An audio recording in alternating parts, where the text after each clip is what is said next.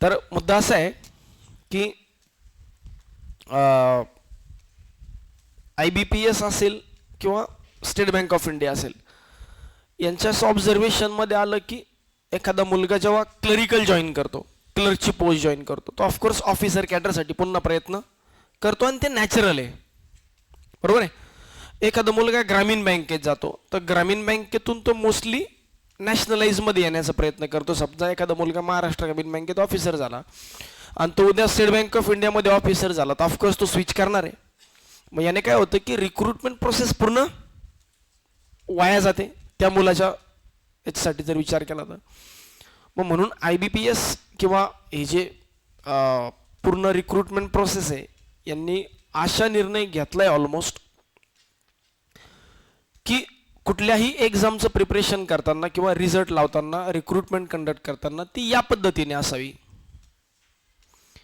की पहिल्यांदा POची एक्झाम होईल, मग त्यातल्या त्यात मग पहिल्यांदा SBI POच होईल. म्हणजे इयर ऑन इयर बेसिसवर आता प्रोसेस कशी असणार आहे, पहिल्यांदा SBI PO नंतर SBI क्लर्क. अगोदरच मी तुम्हाला मंथली गायडन्स सेशनमध्ये आयडिया दिली की SBI PO अगोदर असेल, नंतर SBI क्लर्क असेल. म्हणजे एखाद्या मुलाला हायेस्ट जॉब जो आहे, चांगल्यातला चांगला जॉब हा पहिल्या टप्प्यात जर लागला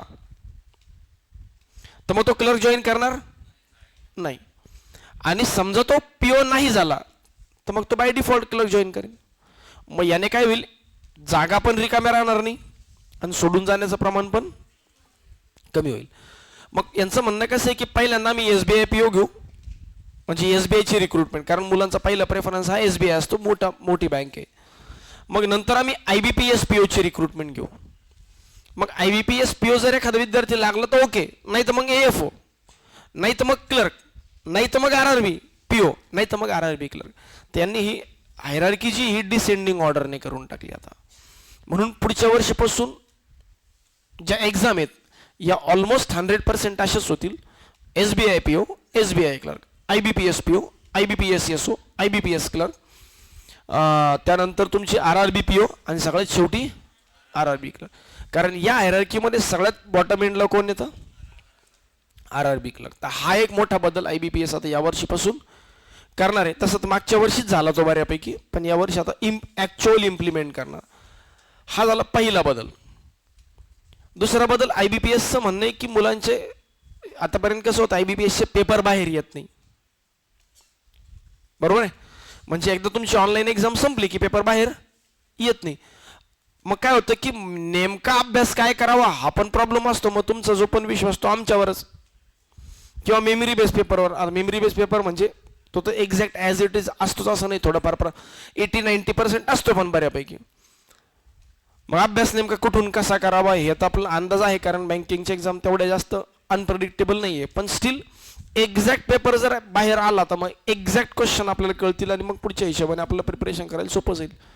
दुसरी गोष्ट ट्रान्सपरन्सीचा मुद्दा येत होता. मागे SBI क्लर्कची एक्झाम झाली तर एका एक्झाममध्ये डिफिकल्टी खूप जास्त होती एका शिफ्टमध्ये. आत्ता पण IBPS क्लर्क झाली मेन्स, तर 29 नोव्हेंबरला जी परीक्षा झाली ती थोडीशी इझी होती कम्पॅरेटिव्हली क्वांट वगैरे. 2 डिसेंबरला जी मेन्सची एक्झाम झाली त्याच्यामध्ये क्वांट थोडंसं अवघड होतं, मुलांचे अटेम्प्ट कमी झाले. मग ट्रान्सपरन्सीचा पण एक मुद्दा येतो. म्हणून नेक्स्ट इयरपासून मोस्ट प्रोबेबली IBPS काय करणार आहे, ॲन्सर की पण देणार आहे. तुम्ही जे क्वेश्चनचे आन्सर टिक केले त्याची रिस्पॉन्स शीट तुम्हाला मिळेल, फक्त ती रिस्पॉन्स शीट तुम्हालाच दिसेल. म्हणजे तुम्ही काय करणार, तुम्ही तुमचं लॉग इन करायचं आणि बघायचं की मी जे क्वेश्चन टिक केले होते ते करेक्ट आहे का, किंवा मी जे केले होते तेच टिक झाले का. नाही तर असं नको व्हायला की मी वेगळे टिक केले होते आणि तिकडे वेगळे टिक झाले. तर ही ट्रान्सपरन्सी आणण्यासाठी पण IBPSने आणखी एक चांगला एक इनिशिएटिव्ह घेतला. याच्या माध्यमातून 2 गोष्टी होतील, एक तर ट्रान्सपरन्सी पण वाढेल, दुसरी गोष्ट आपल्याला क्वेश्चन पेपर बघायला मिळेल ॲज इट इज. जेव्हा तुमची रिस्पॉन्स शीट येईल तेव्हा प्रश्न असेल वरती, खाली 4 ऑप्शन असतील, 5 ऑप्शन असतील, मग तुम्हाला ते रिस्पॉन्स शीट बघायला मिळेल. तर त्याचा अल्टिमेटली आणखी तुम्हाला फायदा होईल ट्रान्सपरन्सीच्या हिशोबाने. आणि मी माझे क्वेश्चन्स कोणते करेक्ट आले कोणते रॉंग झाले हे पण समजायला सोपं जाईल. जसं रेल्वे करतं, SSC करतं की रिस्पॉन्स शीट तुम्हाला देतं चेक करायला. तर हा एक बेनिफिट होईल. तर हे 2 मेजर निर्णय मला असं वाटतं की पहिला निर्णय आणखी तुमच्यासाठी चांगला आहे, कारण की त्यातल्या काय होतं, एखाद्या मुलाचा अभ्यास कमी असतो, बरोबर आहे. आणि एखाद्या मुलाचा अभ्यास जास्त असतो, ज्याचा जास्त अभ्यास असतो मल्टिपल एक्झाम घेऊन मल्टिपल पोस्टवर जातो. हे 2011-12 मध्ये पण व्हायचं. त्यावेळेस तर असं होतं की प्रत्येक बँक वेगवेगळी एक्झाम घ्यायची. 2011च्या अगोदर बँक ऑफ बडोदाची एक्झाम वेगळी, बँक ऑफ महाराष्ट्र, आणि त्यावेळेस 26 बँका होत्या, नॅशनलाइज बँका 26 होत्या. मग एवढ्या परीक्षा, मग काय व्हायचं, एखाद्या विद्यार्थ्याचं मल्टिपल सिलेक्शन व्हायचं, एखाद्याच विद्यार्थ्याचं कुठंच होत नव्हतं. आता ज्याने एका ठिकाणी जॉईन केलं त्याने एक जागा घेतली, पण त्याचं मल्टिपल 4 ठिकाणी सिलेक्शन झालं, त्यांनी 4 जागा रिकाम एंगेज करून ठेवल्या ना. मग वेटिंग जर क्लिअर झाली तर ओके, नाही वेटिंग क्लिअर झाली तर मग ती जागा तशीच राहून जायची. आणि एखाद्याचा अभ्यास असूनही बिचाराला अपॉर्च्युनिटीज मिळत नव्हती. म्हणून IBPSने कॉमन रिक्रुटमेंट प्रोसेस चालू केली. CRP ज्याला तुम्ही म्हणता, कॉमन रिक्रुटमेंट प्रोसेस. पुन्हा त्यात लूप होल्स काय होते की पहिल्या वर्षी दुसऱ्या वर्षी कॉमन रिक्रुटमेंट प्रोसेस तर घेतली, पण इंटरव्ह्यू इंडिव्हिज्युअल घेतले. म्हणजे एक्झाम तर एकच घेतली, पण बँक ऑफ महाराष्ट्राने आपले आपले इंडिव्हिज्युअल इंटरव्ह्यू घेतले, बँक ऑफ बडोदाने वेगळे इंटरव्ह्यू, पंजाब नॅशनल बँकेने वेगळे इंटरव्ह्यू. पुन्हा तोच घोळ झाला की ज्या मुलाला हायेस्ट मार्क होते त्याचं मल्टिपल ठिकाणी सिलेक्शन दिसलं, आणि ज्याला लोएस्ट मार्क होते सिलेक्शन, म्हणजे त्याला ॲव्हरेज मार्क होते सिलेक्शन दिसलं नाही कुठं. बरं, जसं नंबर मल्टिपल सिलेक्शन झालं तो जॉईन करणार एकच, बरोबर आहे. आणि ज्याचं थोडा ॲव्हरेज अभ्यास त्याला पोस्टच नाही मिळाली, मग काही जागा तशाच रिकाम्या राहिल्या आणि काही लोकांना अपॉर्च्युनिटीज नाही भेटल्या. मग हळूहळू IBPSचे हे पण गोष्ट लक्षात आली. मग पहिल्या 2 प्रोसेस नंतर तिसऱ्या प्रोसेसपासून कॉमन एक्झाम कॉमन इंटरव्ह्यू घेतले. मग आता काय होतं, एका मुलाला एकच पोस्ट मिळते, मग तो एकच पोस्ट घेऊन जाऊ शकतो. पण स्टील पुन्हा काय होतं, एक मुलगा पहिल्यांदा क्लर्क झाला, नंतर PO झाला, तो क्लर्कची जागा खाऊन टाकणार, PO जॉईन करणार. मग हे पुन्हा आता IBPSच्या लक्षात आलं, या नवीन प्रकार. मग IBPSने काय केलं की पहिल्यांदा ऑफिसर घ्या, जो डिझर्विंग कॅन्डिडेट तो ऑफिसर घेईल, नाही झालं तर मग त्याला क्लर्क जॉईन केल्याशिवाय पर्याय नाही, मग पुढचं वर्षभर त्याला क्लर्क म्हणून राहावंच लागेल. आणि जो खरंच डिझर्विंग आहे तो ऑफिसर झाला, पुन्हा क्लर्कला जाणार, तो देईलच कशाला क्लर्कची एक्झाम नंतर.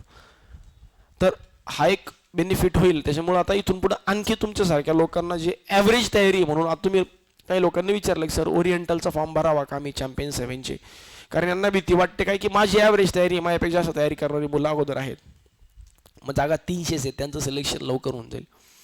पण या प्रोसेसमुळे काय होणार आहे की प्रत्येकाला अपॉर्च्युनिटी मिळणार आहे, म्हणजे प्रत्येकाला म्हणल्यापेक्षा जास्तीत जास्त लोकांना अपॉर्च्युनिटी मिळणार आहे. आणि दुसरी गोष्ट तो ट्रान्सपरन्सीवाला मुद्दा, तो पण आता बऱ्यापैकी क्लिअर झाला. ओके, तर हे अशा पद्धतीने आहे. बाकी अशाच वेगवेगळ्या प्रकारच्या व्हिडिओसाठी चॅनलला सबस्क्राईब करा आणि व्हिडिओला लाईक करून ठेवा. ओके, चलो.